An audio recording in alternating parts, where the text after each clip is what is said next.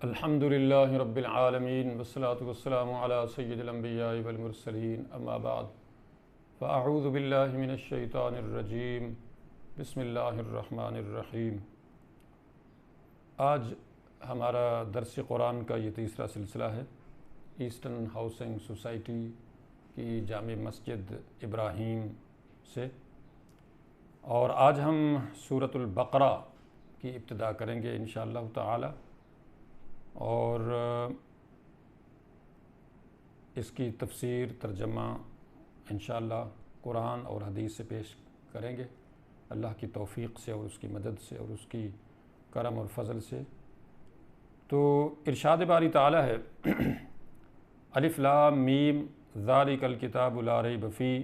ھدی للمتقین الذین یؤمنون بالغیب ویقیمون الصلاۃ ومما رزقناہم ینفقون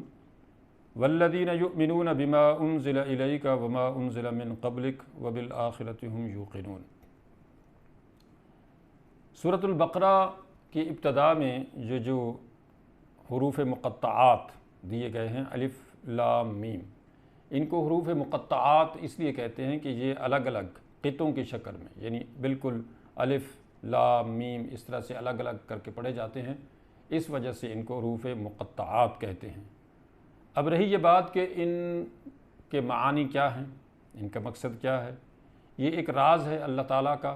جو قرآن مجید کی مختلف صورتوں کے شروع میں قرآن مجید میں آئے ہیں، تو ان کے معانی نہیں بتائے گئے کہ ان کے معانی کیا ہیں، لہٰذا یہ اللہ کی حکمت، اللہ کے راز ہیں اور ہمیں بہرحال نہیں بتائے گئے۔ نبی مکرم صلی اللہ علیہ وسلم نے ہم تک اللہ کے یہ راز یعنی ہمیں نہیں بتایا کہ ان کے معانی کیا ہیں، یہ اللہ کے راز ہیں، اس کی حکمتیں ہیں، وہی جانتا ہے۔ اگرچہ اس طرح کے حروف عرب میں یعنی جہاں عربی بولی جاتی ہے اس وقت بھی اس طرح کے حروف مقطعات کی شکل میں استعمال کرنے کا ایک رواج تھا، لیکن بہرحال ان کے معانی کیا ہیں، ان کے مقاصد کیا ہیں، ان کے راز کیا ہیں، یہ صرف اللہ ہی بہتر جانتا ہے۔ اللہ رب العزت نے ارشاد فرمایا ذالک الکتاب لا ریب فیہ، یہ قرآن وہ کتاب ہے کہ اس کے اندر ذرا بھی شک نہیں ہے،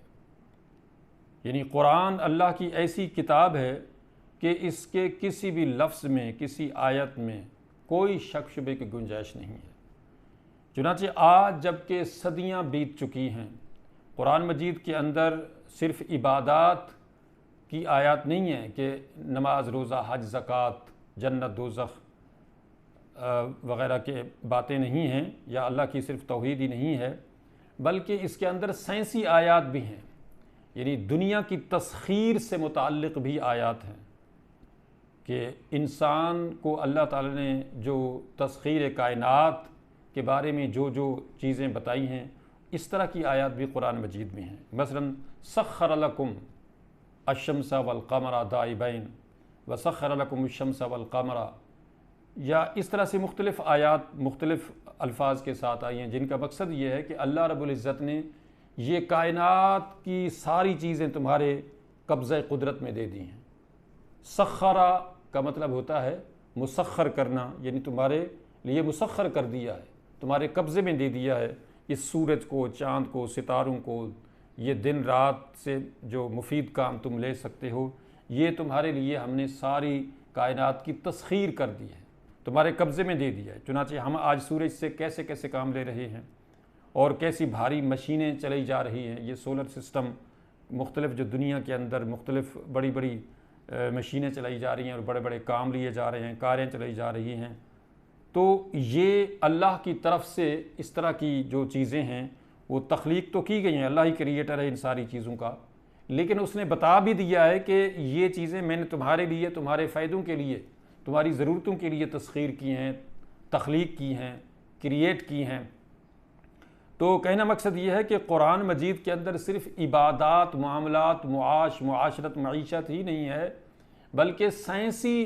یعنی انسان کی جو اس سائنسی ترقی کا راز ہے وہ بھی قرآن مجید کے اندر موجود ہے۔ چنانچہ جتنے بھی سائنسدان ہیں ان سب نے جوں قرآن سے اپنا تعلق جوڑا اور قرآن میں وہ آیات پڑھیں، دیکھیں کہ جو سائنس سے ریلیٹڈ تھیں، جو انسان کو تسخیر کائنات سے متعلق جوڑتی ہیں، تیار کرتی ہیں کہ انسان آسمانوں کی بلندیوں کی طرف دیکھے اور ان سے فائدہ اٹھائے، اور اسی طرح سے انسان زمین کی تہوں کے اندر چھپے راز، چھپے خزینے پیٹرولیم کی شکل میں اور دیگر مصنوعات کی شکل میں موجود، ان کو نکالے، زمین کو کریدے، اس کے اندر سے یہ سارے خزانے اپنی ضرورت کے، اپنی سہولت کے نکالے۔ چنانچہ جو انسان نے زمین کی تہوں میں جھانکا، کریدا، تو انسان کو بے شمار خزانے ملے۔ تو یہ قرآن نے بتایا کہ دیکھو تمہارے لیے زمین کی تہوں کے اندر بھی، سمندروں کے اندر بھی، سمندروں کی تہوں کے اندر بھی، اور اسی طرح سے آسمانوں میں، فضاؤں میں، ہواؤں میں بے شمار خزانے اللہ نے تمہارے لیے چھپا کے رکھے ہوئے ہیں، تلاش کرو ان کو۔ اور چنانچہ نبی کریم صلی اللہ علیہ وسلم کا ارشاد پاک ہے کہ من جاہد وجد، یعنی جس نے کوشش کی اس نے پا لیا۔ چنانچہ آج اگر ہم دیکھتے ہیں کہ ہم سے جو غیر مسلم اقوام ہیں وہ یعنی دنیاوی ترقی کے لحاظ سے ہم سے بہت آگے نکل گئی ہیں، ان کی جو مصنوعات ہیں دنیاوی حوالے سے وہ بہت زیادہ ہیں۔ تو ہمیں اللہ تعالیٰ نے مسلمانوں کو یہ حکم دیا ہے کہ تم تسخیر کائنات کیا کرو اور اس کے اندر کرید و قطع برید کرو، دیکھو کہ میں نے تمہارے لیے زمین و آسمان کے اندر چھپے سارے خزانے تمہارے لیے رکھے ہوئے ہیں، ان کو حاصل کرو۔ تو لہٰذا یہ جو قرآن مجید ہے اس کی تمام آیات عبادات سے متعلق ہوں یا سائنسی یا دینی دنیا کی جو بھی یعنی اس کے اندر باتیں اللہ نے بیان فرمائی ہیں، ان کے اندر کبھی کوئی شک نہیں رہا۔ یعنی یہ جو لوگوں کے ذہنوں میں غیر مسلم لوگ غلط فہمیاں ڈالنے کی کوشش کرتے ہیں کہ دیکھو جی ان کو قرآن میں تو سائنس سے ٹکراتی ہوئی آیات ہیں کہ سائنس کے بارے میں قرآن یہ کہتا ہے وہ کہتا ہے، نہیں، جتنے بھی غیر مسلم بھی بڑے بڑے یعنی انوینٹر ہیں انہوں نے بھی یہ کہا ہے کہ اصل جو انوینٹر ہے، جو ریئل انوینٹر ہے، جو ریئل موجد ہے وہ اللہ تعالیٰ ہے، ہم تو ڈسکوری کرنے والے ہیں۔ یعنی یہ چیزیں پہلے سے موجود تھیں، انسان نے ان کو صرف کوشش کر کے ڈسکور کیا۔ لہٰذا قرآن مجید کے اندر جو بھی آیات ہیں وہ یعنی سائنسی جو آیات ہیں وہ بھی بالکل سائنس اس کی تصدیق کرتی ہے۔ یعنی قرآن جو ہے وہ تو پہلے سے بتا رہا ہے، سائنس جو تجربات اور مشاہدات انسان کرتا جا رہا ہے تو انسان کے اوپر یہ چیزیں عیاں ہو رہی ہیں، کھل رہی ہیں، واضح ہو رہی ہیں کہ ہاں ایسا بھی ہے، اس طرح بھی ہو سکتا ہے۔ تو قرآن نے تو پہلے بتا دیا ہے، کیونکہ قرآن تو اللہ کی کتاب ہے، اصل جو کریٹر ہے ہمارا اس کی کتاب ہے، اس نے ہمیں اس ساری کریشن کے بارے میں بتایا ہے کہ یہ دیکھو میں نے تمہارے لیے یہ چیزیں تخلیق کی ہیں۔ چنانچہ قرآن مجید میں اللہ نے فرمایا وَيَخْلُقُ مَا لَا تَعْلَمُونَ، کہ میں تمہارے لیے وہ چیزیں کریٹ کروں گا، وہ چیزیں تخلیق کروں گا جو تمہیں ابھی معلوم نہیں ہیں۔ چنانچہ اگر اس وقت یہ ہوائی جہاز، پیٹرولیم اور اس طرح کی چیزیں بتائی جاتی تو لوگ یقین نہ کرتے، کیونکہ ان کو سمجھ نہ آتی کہ ہوائی جہاز کیا ہوتا ہے۔ لیکن آج کا انسان جو ہے اس کو اچھی طرح سے جانتا ہے، مگر 100 200 سال 1000 سال بعد جب لوگ اور زیادہ شاید ترقی کر جائیں تو ان کے لیے ہوائی جہاز ایک معمولی سی چیز ہوگی اور چیزیں انسان جو ہے وہ ڈسکور کر لے گا۔ تو یہ ہے وَيَخْلُقُ مَا لَا تَعْلَمُونَ کہ اللہ رب العزت ہمارے لیے وہ کچھ کریٹ کرے گا کہ جو ابھی ہمیں پتہ نہیں ہے۔ بہرحال ذَلِكَ الْكِتَابُ لَا رَيْبَ فِيهِ کا مطلب یہ ہے کہ قرآن کے اندر جتنی بھی آیات ہیں ان کے اندر کسی شک و شبے کی کوئی گنجائش نہیں ہے۔ اسی طرح سے فرمایا ہدی للمتقین، یہ جو کتاب قرآن ہے یہ متقین کے لیے، اللہ سے ڈرنے والوں کے لیے، گناہوں سے بچنے والوں کے لیے، پرہیزگار لوگوں کے لیے ہدایت ہے۔ ظاہر ہدایت کا ذریعہ قرآن اسی وقت کسی کے لیے بنے گا جب وہ اس کو مانے گا، اس کو پڑھے گا، اس کے اندر غور و فکر کرے گا، اس میں سوچے گا، اس کی گہرائی میں غوطہ زنی کرے گا، تو اس کو پتہ چلے گا کہ اللہ نے اس کتاب میں کیا ارشاد فرمایا ہے، اور جب وہ اس کو پڑھے گا تو یقیناً اس کو ہدایت ملے گی۔ چنانچہ بے شمار ایسے لوگ مسلمان ہوئے ہیں اور ہو رہے ہیں کہ جنہوں نے قرآن کا صرف ترجمہ پڑھا اسپانش میں، انگلش میں، فرینچ میں، اور وہ مسلمان ہو گئے۔ اس کی وجہ یہ تھی کہ ان کو قرآن سمجھ آ گیا، کیونکہ اللہ رب العزت نے قرآن مجید میں بارہا فرمایا ہے کہ وَلَقَدْ يَسَّرْنَا الْقُرْآنَ لِلذِّكْرِ فَهَلْ مِن مُدَّكِرٍ، یعنی ہم نے قرآن کو سمجھنے کے لیے آسان کر دیا ہے، تو کوئی ہے جو سوچے سمجھے۔ تو یہ آیت سورت قمر کے اندر اللہ نے 5 دفعہ دہرائی ہے، اور اسی طرح سے مختلف اور الفاظ کے ساتھ بھی کہ قرآن سمجھنے کے لیے آسان ہے، بس بندہ اس کو سمجھنے کی کوشش کرے تو اللہ تعالیٰ اس کے لیے سمجھنا آسان فرما دیتا ہے۔ لیکن بہرحال ہدایت کا ذریعہ اسی وقت بنے گی جب بندہ اللہ کو مانے گا اور اللہ تعالیٰ پر ایمان و یقین رکھے گا اور اللہ تعالیٰ کی نافرمانی سے بچے گا، ڈرے گا، تو یہ کتاب ہدایت اس کے لیے یقیناً ہدایت کا سرچشمہ ہے۔ اچھا، اب یہ کہ متقین کون لوگ ہیں؟ الذین یؤمنون بالغیب ویقیمون الصلاۃ ومما رزقناہم ینفقون، یعنی متقی لوگ وہ ہیں، اللہ سے، اللہ کے عذاب سے، اللہ کی پکڑ سے ڈرنے والے لوگ وہ ہیں جو غیب پر ایمان رکھتے ہیں۔ یعنی ہم نے اللہ کو نہیں دیکھا، فرشتوں کو نہیں دیکھا، جنت دوزخ کو نہیں دیکھا، لیکن ہمیں جو قرآن کے ذریعے سے یا حدیث کے ذریعے سے ملا، اللہ کے رسول صلی اللہ علیہ وسلم کے ذریعے سے ملا، تو ہم نے اس پر ایمان اور یقین کیا کہ جو کچھ اللہ نے اپنے رسول صلی اللہ علیہ وسلم کے ذریعے سے ہم تک پہنچایا، قرآن و حدیث کی شکل میں احکامات، اور ان میں جو کچھ فرمایا یہ سچ ہے، تو ان پر ہم نے ایمان ہم لے آئے، یقین لے آئے، تو ایسے لوگوں کے لیے یہ کتاب ہدایت کا ذریعہ بنے گی۔ اور مزید یہ کہ وَيُقِيمُونَ الصَّلَاةَ، یہ جو مسلمان ہیں، یہ جو مومن ہیں، یہ جو متقی ہیں، یہ نماز قائم کرتے ہیں۔ نماز قائم کرنے کا مطلب یہ ہے کہ نماز کو پورے آداب کے ساتھ، جماعت کے ساتھ، مسجد میں جا کے پورے لوازمات جو نماز کے لیے ریکوائر ہیں، تقاضے ہیں نماز کے، ان کو پورا کرتے ہیں، تو اس طرح سے مسلمان نماز کو قائم کرتے ہیں۔ وَمِمَّا رَزَقْنَاهُمْ يُنْفِقُونَ، اور یہ کہ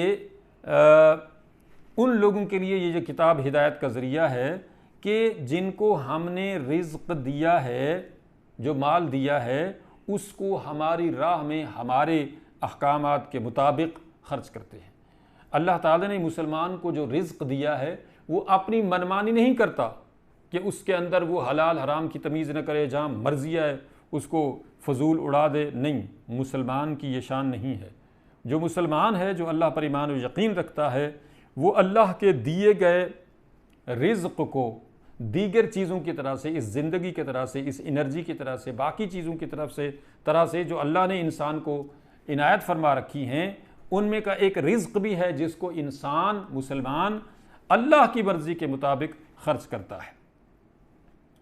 والذین یؤمنون بما انزل الیک وما انزل من قبلک، اور یہ قرآن ہدایت کا ذریعہ ہے ان لوگوں کے لیے جو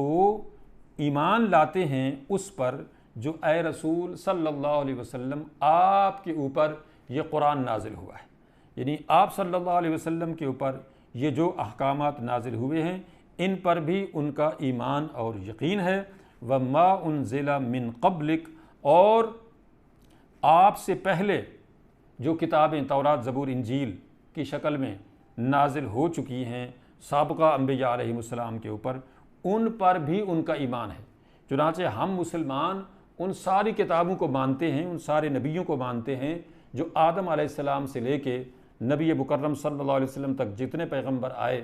اور نبی مکرم صلی اللہ علیہ وسلم اللہ کے آخری نبی ہیں، آپ کے بعد اب کوئی نبی نہیں آئے گا، کوئی کتاب نہیں نازل ہوگی، تو ان سارے پیغمبروں کے اوپر ہمارا ایمان اور یقین ہے۔ اور اسی طرح سے بشمول قرآن، اس کے ساتھ پیچھے جتنی بھی کتابیں اللہ نے نازل کی ہیں، تورات، زبور، انجیل، ان ساری کتابوں کے اوپر بھی ہمارا ایمان اور یقین ہے کہ اللہ نے یہ کتابیں اپنے پیغمبروں کے اوپر انسانوں کی ہدایت کے لیے مختلف اقوام اور مختلف اوقات میں نازل فرمائی ہیں، تو یہ اللہ کی کتابیں ہیں، ان پر ہمارا ایمان اور یقین ہے۔ لیکن اب جو ہم نے عمل کرنا ہے، جو فالو کرنا ہے جس کتاب کو، جس نبی کو، وہ آخری نبی محمد صلی اللہ علیہ وسلم ہے، جن کے بعد کوئی نبی نہیں آئے گا، اور آخری کتاب ہے قرآن، جس کے بعد اب کوئی کتاب نہیں آئے گی۔ تو اب ہم نے فالو کرنا ہے صرف محمد صلی اللہ علیہ وسلم کو اور اللہ کی آخری کتاب قرآن کو۔ وَبِالْآخِرَةِ هُمْ يُوقِنُونَ، اور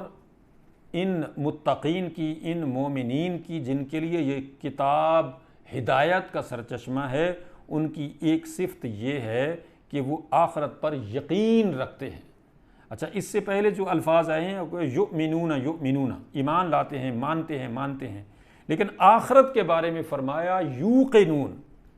یعنی وہ یقین رکھتے ہیں آخرت کے اوپر۔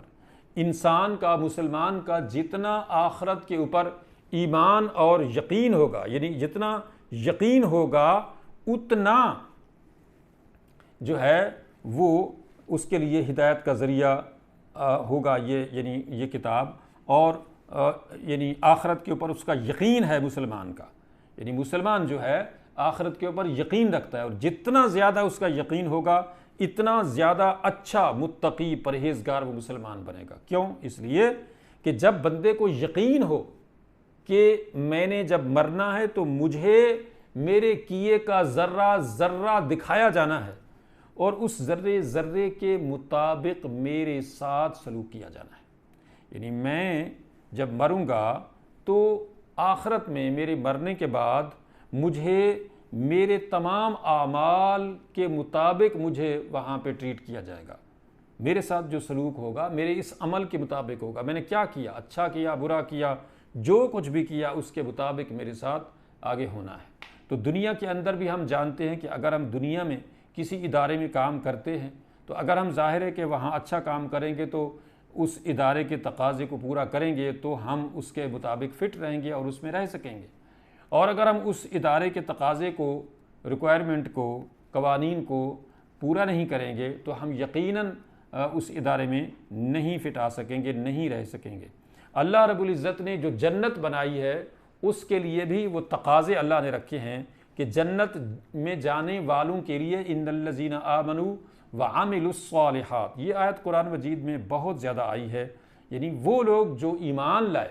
جنہوں نے مانا اللہ کو، رسول صلی اللہ علیہ وسلم کو، قرآن کو، اور اس کے اندر تمام تر جو بھی احکامات ان کو مانا، اور پھر عاملوا الصالحات، انہوں نے اچھے کام بھی کیے، پریکٹیکل بھی کر کے دکھایا، صرف لفظی جمع خرچ نہیں کیا بلکہ وہ سب کچھ کر کے دکھایا جو ان کو احکامات دیے گئے تھے۔ تو ایسے لوگوں کے لیے اللہ رب العزت نے فرمایا لہم جنات تجری من تحتها الانہار، ان کے لیے جنتیں ہیں، ان کے لیے اللہ تعالی نے جنتیں بنائی ہیں، باغات بنائی ہیں جن کے نیچے نہریں جاری ہیں۔ تو جتنا ہمارا ایمان اور یقین پختہ ہوگا آخرت کے بارے میں، مرنے کے بعد کی زندگی کے بارے میں، جنت دوزخ کے بارے میں، اتنا زیادہ ہم آخرت کے لیے تگ و دو کریں گے، اللہ کی پکڑ سے ڈریں گے، جہنم سے بچیں گے۔ تو لہٰذا اہم بات یہ ہوئی کہ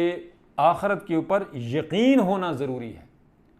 آخرت کے بارے میں یہ یقین ہو، اسی طرح سے جیسے سورج کو دیکھ کے ہم یقین کر لیتے ہیں کہ یہ سورج ہے، دن نکلا ہوا ہے، بالکل اسی طرح سے ہمیں آخرت کا یقین ہونا چاہیے کہ آخرت برپا ہونے والی ہے، حساب و کتاب ہونے والا ہے، اللہ کے حضور ہم نے پیش ہونا ہے، اور وہاں پر ہمارا محاسبہ ہونا ہے، اور ہم نے اپنے کیے کا حساب دینا ہے جو ہم نے یہاں دنیا میں کیا ہے۔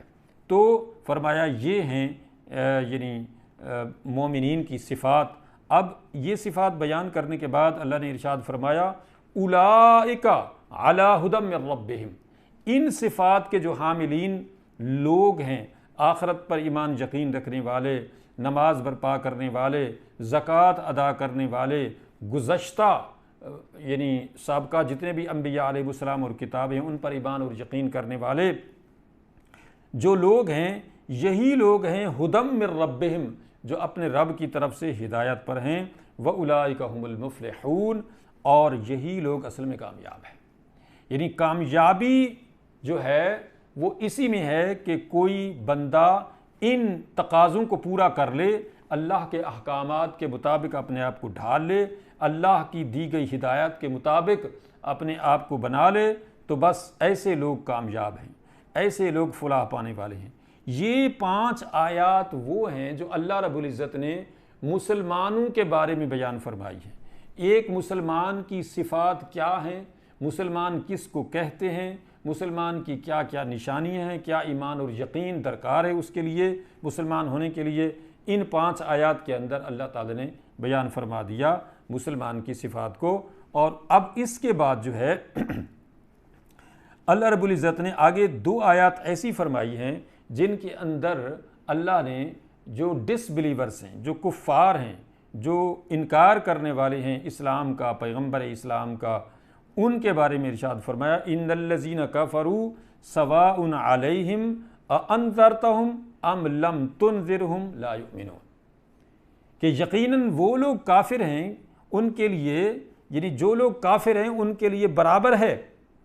کہ آپ ان کو ڈرائیں اللہ کے عذاب سے یا نہ ڈرائیں، وہ ایمان نہیں لائیں گے، اس لیے کہ وہ اب مان ہی نہیں رہے ہیں اللہ تعالیٰ کو، اس کے احکامات کو، اس کے پیغمبر کو، اس کی کتاب، آخری کتاب قرآن کو، اب وہ مان ہی نہیں رہے، تو ان کو آپ ڈرائیں گے یا نہیں ڈرائیں گے تو وہ ایمان نہیں لائیں گے۔ اس کا مطلب یہ نہیں ہے کہ پیغمبر اسلام کو منع کیا گیا کہ آپ کافروں کو جو ہے وہ پیغام اللہ کا نہ دیں کہ وہ نہیں مانیں گے، کیونکہ ان کو ڈرائیں گے یا نہیں ڈرائیں گے تو برابر ہو، نہیں، ان کو اللہ کے عذاب سے ڈرانا ہے۔ ہم نے بھی اسی طرح سے اللہ کا پیغام لوگوں کو، سب لوگوں کو، کفار کو، مشرکین کو، منافقین کو، سب لوگوں کو اللہ کا پیغام پہنچانا ہے۔ آگے کوئی مانے نہ مانے یہ اس کا معاملہ ہے اور اللہ کے سپرد کہ اللہ نے ان سے حساب لینا، کیونکہ اللہ نے اپنے پیغمبر صلی اللہ علیہ وسلم کو کئی جگہ پہ ارشاد فرمایا کہ علیک البلاغ وعلینا الحساب، یعنی آپ صلی اللہ علیہ وسلم کے ذمہ جو ہے وہ ہمارا پیغام لوگوں کو پہنچانا ہے، اور ہمارا جو کام ہے، ہمارے ذمہ جو ہے وہ یہ ہے کہ ہم نے ان سے حساب لینا ہے۔ اب آپ نے ان کو اللہ کا پیغام پہنچا دیا، اب اللہ نے حساب لینا ہے کہ ہاں تم تک میرا پیغمبر آیا تھا اور تم نے میرے پیغمبر کو کیا جواب دیا تھا، یہ اللہ کا کام ہے ان سے پوچھنا۔ تو لیکن اللہ کے علم میں یہ ہے کہ جو بدبخت سرشت کے بدبخت ہیں وہ یقیناً ایمان نہیں لائیں گے، وہ نہیں مانیں گے، ان کے لیے برابر ان کو ڈرائیں یا نہ ڈرائیں، لیکن بہرحال آپ کا جو کام ہے وہ یہی ہے کہ آپ نے سب لوگوں کو اللہ کا پیغام پہنچانا ہے، چاہے کوئی مانے یا نہ مانے۔ ختم اللہ علی قلوبہم وعلی سمعہم وعلی ابصارہم غشاوہ ولہم عذاب عظیم، اللہ تعالی نے ایسے بدبختوں کافروں کے دلوں کے اوپر اور ان کے کانوں کے اوپر مہر لگا دی ہے۔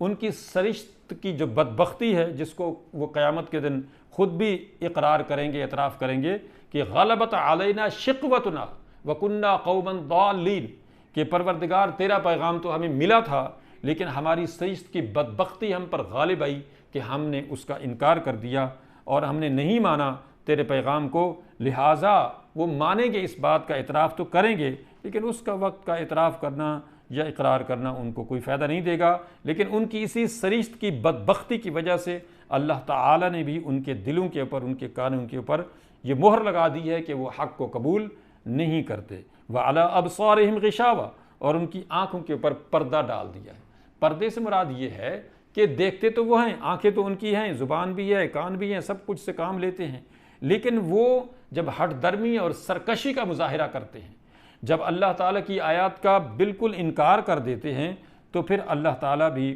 ان کی آنکھوں کے اوپر ایسا پردہ ڈال دیتا ہے کہ جس سے وہ حقیقت تک شناسی حاصل نہیں کر سکتے۔ یہ ان کی اپنی بدبختی کی وجہ سے ہے، جیسے قرآن مجید میں فرمایا کہ وَلَا تَكُونُوا كَالَّذِينَ نَسُوا اللَّهَ فَأَنسَاهُمْ أَنفُسَهُمْ، مسلمانوں تم ان لوگوں کی طرح سے مت ہونا کہ جنہوں نے اللہ کو بھلا دیا تو اللہ نے ان کو ان کے اپنے آپ سے غافل کر دیا۔ یعنی اللہ کی طرف سے یہ بھی ایک سزا ہے بندے کے لیے کہ بندہ اپنے انجام سے غافل ہو جائے، یعنی اس کو یہ بھی یاد نہ رہے کہ میں نے مرنا ہے اور میرے مرنے کے بعد میرے ساتھ کیا سلوک ہونا ہے، اس بارے میں وہ بالکل یعنی غفلت میں پڑا ہوا ہے۔ جیسے دوسری جگہ فرمایا اقترب للناس حسابہم وہم فی غفلت معرضون، یعنی انسانوں کا، لوگوں کا حساب تو قریب آ لگا ہے، کس کو پتا کہ اس کی موت کس لمحے ہو جائے، تو لہٰذا انسان کا حساب تو، انسانوں کا، لوگوں کا حساب تو قریب آ لگا ہے، لیکن لوگ غفلت میں پڑے ہوئے ہیں۔ ان کو غفلت کی وجہ سے اب یہ پتہ نہیں لگ رہا کہ ان کو کیا کرنا ہے اور ان کے ساتھ کیا کچھ ہونے والا ہے، اس بات سے بالکل وہ غافل ہیں اور اپنے انجام سے غافل ہیں۔ ظاہر ہے مرنے کے بعد اگر بندے کو جاگ آئے بھی اور بندہ غفلت کے خواب سے